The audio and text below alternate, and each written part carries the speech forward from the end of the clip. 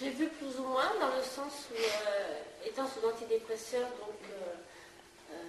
comme j'aimais mon mari, partout où il allait, je l'accompagnais. Donc, pour moi, bon, j'y allais, mais machinalement, quand on allait à l'assemblée, après on allait aux réunions, tout ce que j'entendais, c'était bien, en fin de compte, c'était agréable à l'oreille, mais mon cœur n'a pas été touché à ce moment-là. Bon, j'ai fait la démarche de donner mon cœur au Seigneur. Mon époux l'a fait avec plus une conscience plus importante que moi, parce que moi, en fin de compte, il aurait été à l'abattoir. J'aurais suivi, quoi. Mais c'était un an plus tard, nous avons fait l'assemblée, il y a eu des baptêmes qui ont été faits. Et donc ça s'est passé au bord de la mer. Et pour me changer les idées, je m'étais lancée dans la photo. Et je faisais des photos, c'était histoire de me changer les idées, sortir un peu de mon trou. Et en faisant un jour des photos des gens qui étaient baptisés, parce que je prends en photo pour leur offrir après, que j'ai un bon souvenir, que j'ai réalisé que ce que j'avais fait un an plus tôt, c'est-à-dire que je m'étais fait baptiser, mais sans vraiment prendre conscience de l'acte que j'avais fait. Et en prenant ces photos des gens qui se faisaient baptiser, en écoutant leurs témoignages, que j'ai réalisé, moi, ce que j'avais fait un an plus tôt, c'était comme si j'avais des écailles qui étaient tombées devant mes yeux, comme s'il y avait une porte qui s'ouvrait devant moi, et un nouveau chemin, quelque chose de nouveau, un nouveau départ, je dirais plus un nouveau départ. Et au niveau de tes pensées négatives, de cette souffrance que tu avais psychologiquement, tu as ressenti aussi une différence en toi? C'était très long quand même, ça demandait beaucoup de temps. J'ai déjà commencé à plus réaliser en lisant la Bible. On m'a encouragée à lire la Bible. Et en lisant la Bible, j'ai plus cherché qui était en fin de compte ce Jésus, ce qu'il pouvait vraiment m'apporter, vraiment réaliser ce qu'il pouvait faire pour moi. Mais la guérison a été très longue dans le temps. Ça demandait beaucoup de temps parce que Dieu avait vraiment un gros travail à faire. Mais il l'a fait. Il l'a fait. Parce qu'aujourd'hui, tu en es débarrassé. Oui, tout à fait. Tout à fait. Ça demandait de longues années de patience et de persévérance. À chaque instant, Dieu me soutenait. Souvent, je criais à lui. Je disais, mais pourquoi nous n'avons pas d'enfants? Pourquoi c'est ainsi? Pourquoi il y avait plein d'enfants autour de moi? Et pourquoi pas moi? Et Dieu, quelque part, avait mis quelque chose dans mon cœur, mais charnellement, mon corps s'y refusait. Dans le sens où je savais quelque part que si on n'avait pas d'enfant, c'est parce qu'il y avait une raison. Et j'étais très longue à l'admettre, et à accepter justement le fait de ne pas être mère un jour.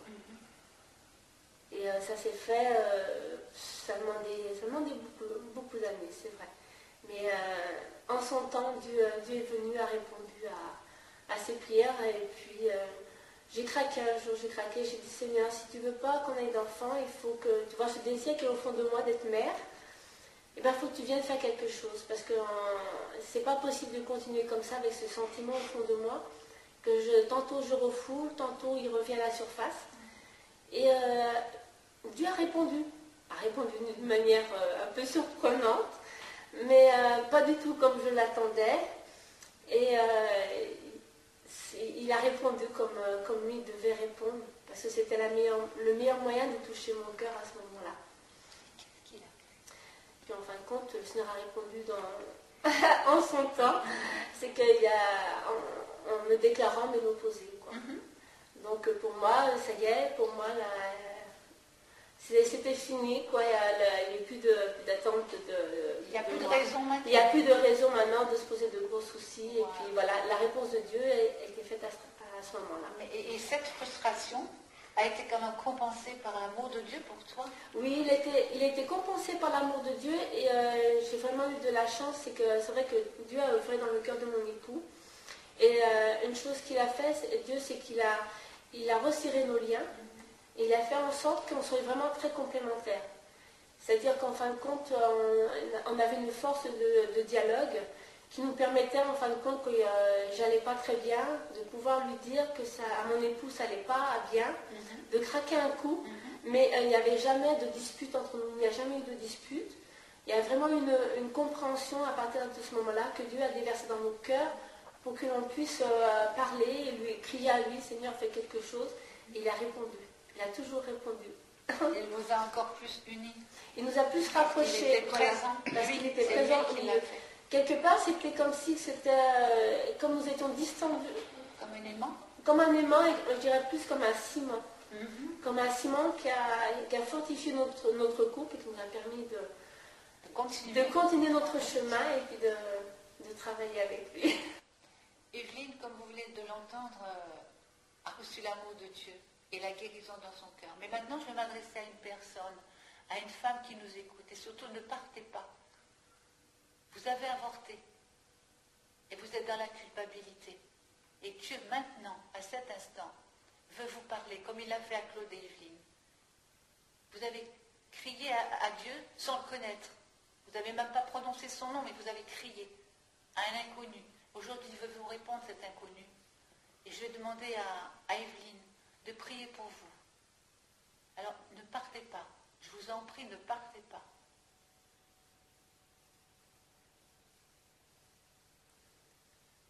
Seigneur, je te remercie pour ce que tu vas faire, pour ce que tu m'as apporté déjà. Je te rends gloire parce que tu es un Dieu tout-puissant, tu es Dieu éternel, tu es celui qui ne change pas. Tu es celui, Seigneur, qui m'a délivré de la culpabilité aussi que j'avais. Et je sais que tu vas le faire aussi, Seigneur, pour cette personne. Parce que pour toi, Seigneur, aucune femme n'est différente. Tu nous regardes toutes, Seigneur, comme tes enfants, comme tes filles. Seigneur, ce que tu as fait pour moi, je te remercie de ce que tu vas faire aussi pour cette personne. Merci, Seigneur, parce que cette femme, maintenant, tu vas la toucher. Tu vas la toucher au plus profond de son être et tu vas lui apporter la guérison et la restauration de son âme parce que tu es un Dieu d'amour. Père, je te remercie dans le nom puissant de Jésus. Et madame, mesdames, prenez courage.